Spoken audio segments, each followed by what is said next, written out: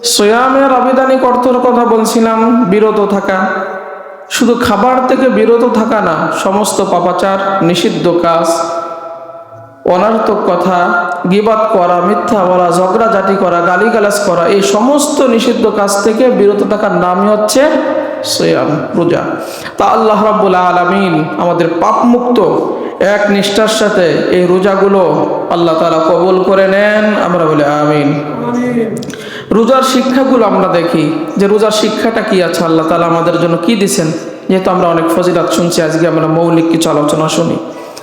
এক নম্বর রোজার শিক্ষা আছে তাকওয়া অর্জন, আল্লাহ ভীতি অর্জন, খোদা ভীতি অর্জন। আল্লাহকে কিভাবে ভয় করতে হবে তার বাস্তব উদাহরণ রোজা। আল্লাহকে ভয় করে খোদা লাগার পরেও খাবার খান না, পানি খান না, নিষিদ্ধ জিনিস দেখেন না, গুনার কাজ করেন না, গীবত করেন না, ঝগড়া করেন না, গালিগালাজ করেন না, এটা কার ভয়ে? আল্লাহর ভয়ে। এটা হচ্ছে তাকওয়ার মাস। দুই নম্বর হচ্ছে আত্মসংযমী করে, আত্মসংযমী করে, সংযম করে।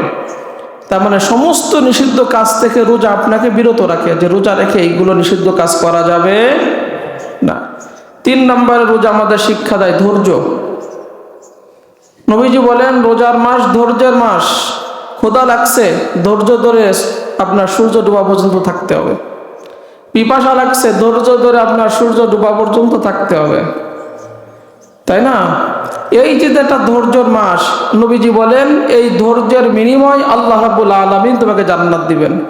সুবহানাল্লাহ। এই ধৈর্য আমাদের শিক্ষা দেয়।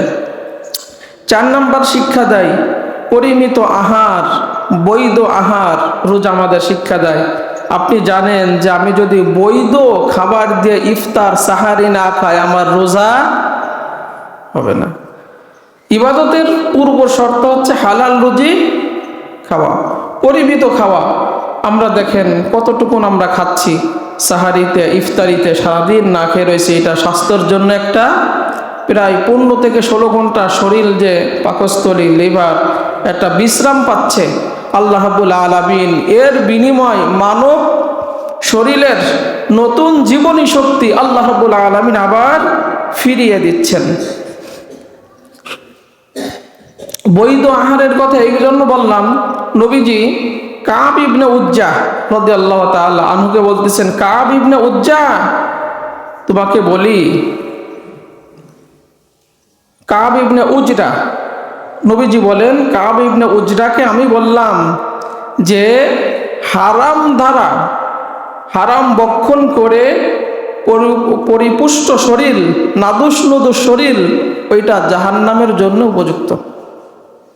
আপনি হারাম খেয়ে শরীরকে খুব তেলতেলে বানালেন, নাদুস নুদুস বানালেন, শরীরের ফিগার ভালো বানালেন।